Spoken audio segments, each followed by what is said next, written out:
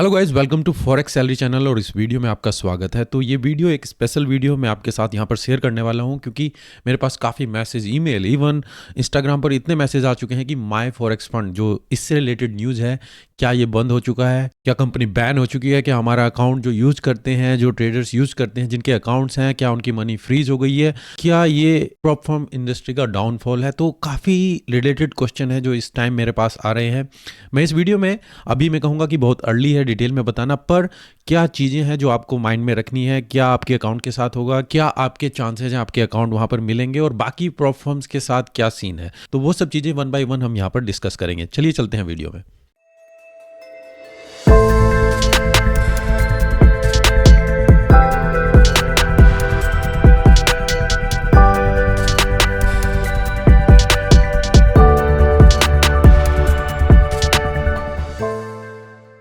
तो गाइज, सबसे पहली न्यूज़ जो माई फॉरेक्स फंड, अगर आप वेबसाइट पर सीधा जाते हैं तो टू द पॉइंट अगर मैं आता हूं कि क्या हुआ है और क्या चीज़ है वो यहाँ पर हम डिस्कस करते हैं।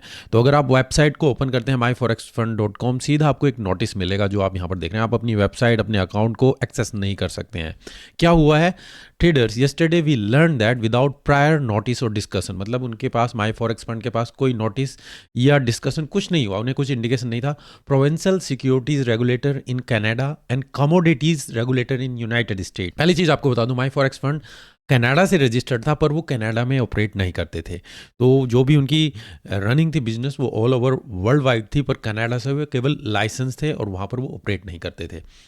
Issued orders preventing us from trading securities और accessing funds in our bank account. तो इनके अकाउंट्स को फ्रीज कर दिया गया है और ये अब जहाँ पर ट्रेडर्स के अकाउंट्स की मनी रहती है, पे आउट होते हैं, डिपॉजिट होता है, वो सब फ्रीज हो चुके हैं। तो ये एक्सेस नहीं कर सकते हैं, तभी इमीडिएटली आपके अकाउंट्स को यहाँ पर फ्रीज कर दिया गया है। क्या ये परमानेंट है? ये जस्ट एक टेम्परेरी है। अभी आगे चलते हैं। Until these freeze orders are lifted or modified our business is effectively and least temporarily frozen as well.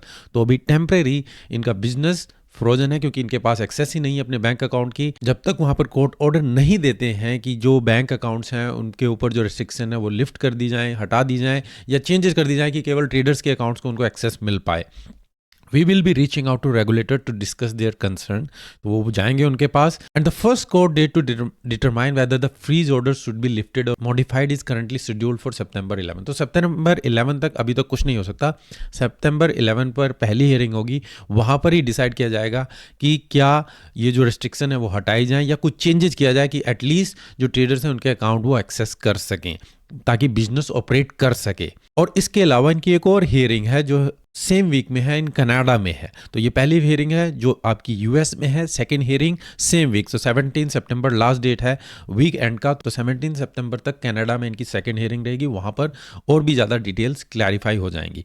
So we hope to have this matter resolve as soon as possible and we will be update this message as events अकर।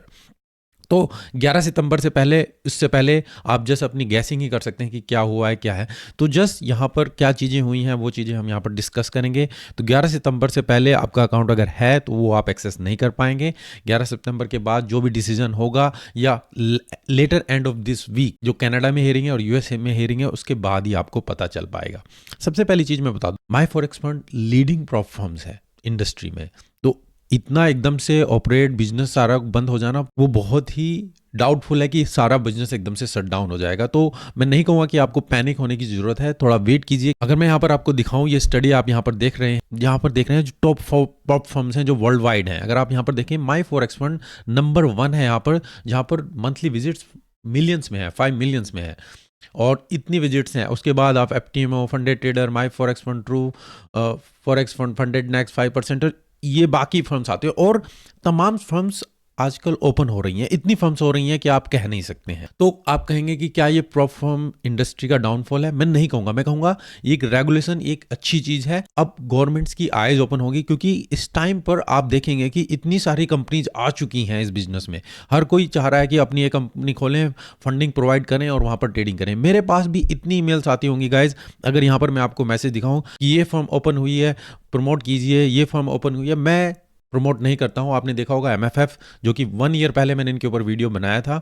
इसके बाद अगर आप देखेंगे funded next या 5%, जिनके साथ मैं collaborate करता हूं, और उन दोनों फर्म से क्या होगा, अब इस डाउनफॉल के बाद अब बाकी फर्म जितनी भी फर्म्स हैं उन सब की तरफ से आप क्लैरिफिकेशन देखेंगे कि आपको आएगी कि हाँ हम सेफ हैं, बिल्कुल ठीक है, कोई प्रॉब्लम नहीं है, इशू नहीं है। तो बाकी सभी फर्म्स को अपनी तरफ से क्लैरिफाई देना पड़ेगा कि क्या जो एमएफएफ के साथ हुआ है वो उनके साथ ना हो। नहीं तो एक डाउट क्रिएट होता है कि एक टॉप इंडस्ट्रियल लीडर उनके साथ ऐसा हुआ है तो बाकी फर्म्स के साथ किस तरीके से आपके पैसे सेफ हैं। तो एमएफएफ जो आप देख रहे हैं गाइस, इशू क्या हो सकता है, क्योंकि क्या है ये अपने इंटरनल ब्रोकर्स यूज़ करते हैं, कनाडा में रजिस्टर्ड हैं और इनका इंटरनल सर्वर है जो ट्रेडर ग्लोबल ग्रुप के नाम से है। तो प्रॉब्लम तब आती है गाइज, मैनिपुलेशन कब होती है। मैं नहीं कह रहा हूँ कि माई फॉरेक्स फंड ने कोई मैनिपुलेशन की होगी, पर एक चांसेस हो जाते हैं कि जब सब कुछ आपकी इन हाउस है, सारा कुछ आप अपने आप कर रहे हैं, तो कुछ चीज़ें कुक्स हो जाती हैं, इंटरनल मैनिपुलेशन होना स्टार्ट हो जाती हैं। तो यहाँ पर भी एमएफएफ के साथ अगर कुछ इशू होता है, वो जब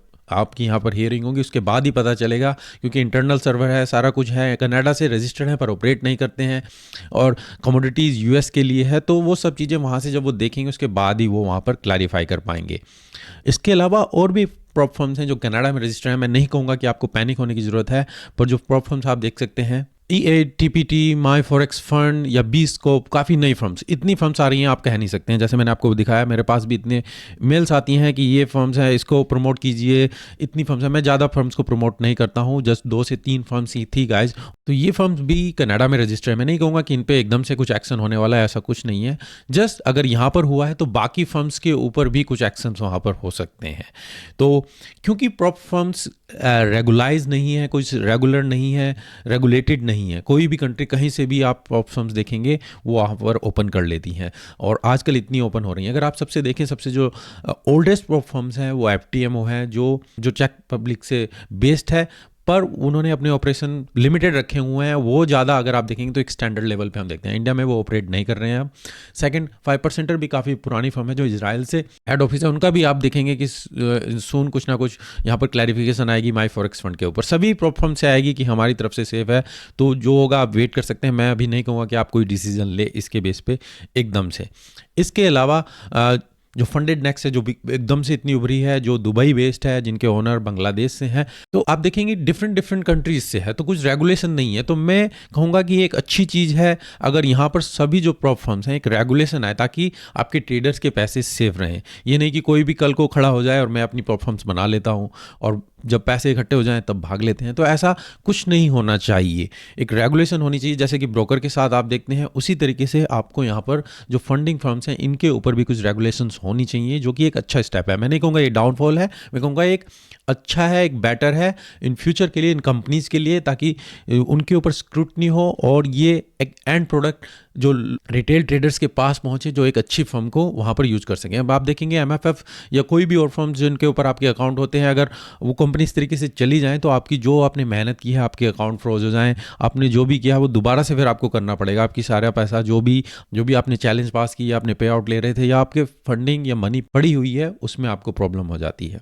तो अभी के लिए कंक्लूजन तो मैं यही कहूँगा गाइज कि जो भी न्यू फर्म्स हैं उनके ऊपर आप एकदम से बिलीव मत कीजिए कि इतना % डिस्काउंट दे रहे हैं, इतना % ऑफ दे रहे हैं। जस्ट अभी आज ही कल वो कंपनी खुली है, एक प्रायर रिकॉर्ड चेक कीजिए, किस ब्रोकर के साथ वो अटैच हैं, कितने टाइम से वो बिजनेस में है, और जस्ट अट्रैक्ट करने के लिए आपको फ्री अकाउंट्स या बहुत ज़्यादा डिस्काउंट दे रही हैं, वो जस्ट अट्रैक्ट कर रही हैं कस्टमर्स को। तो थोड़ा केयरफुली आप बिजनेस जो भी कंपनीज हैं उनको डिसाइड कीजिए, चूज़ कीजिए। ये नहीं कि आप ब्लाइंडली उनके ऊपर ट्रस्ट कर सकते हैं। तो ये एक अच्छा स्टेप है। इन फ्यूचर मैं चाहूँगा कि बाकी फर्म्स के ऊपर भी कुछ रेगुलेशंस आएँ, कुछ सर्टिफिकेट्स हों, रेगुलेशंस हों, ताकि हम सेफली यहाँ पर ट्रेड कर सकें। और माई फॉरेक्स फंड के लिए तो एक रेपुटेड फर्म थी गाइस, तो मैं नहीं कहूँगा कि अभी कुछ यहाँ पर आप अज्यूम कीजिए या ये कंपनी बंद हो चुकी है। 11 सितंबर की पहली हियरिंग है और फिर सेम वीकेंड पर कनाडा में सेकंड हियरिंग है। उसके बाद ही आपको पता चल पाएगा कि जो आपके अकाउंट ओपन है आप एक्सेस कर पाएंगे या नहीं कर पाएंगे। मैं नहीं एक्सपेक्ट करता हूँ कि इतनी बड़ी फर्म है जो वर्ल्ड वाइड ट्रेड करती है वो एकदम से शट डाउन हो जाएगी। कुछ ना कुछ यहाँ पर सोल्यूशन निकल के आएगा या कुछ ना कुछ चेंजेस के साथ आप यहाँ पर एक्सपेक्ट कर सकते हैं। तो कुछ जैसी कुछ चेंजेस आते हैं, कुछ न्यूज़ आती है या बाकी फर्म्स की तरफ से भी कुछ क्लैरिफिकेशन आती है, मैं आपको अपडेट करूँगा इसके बारे में।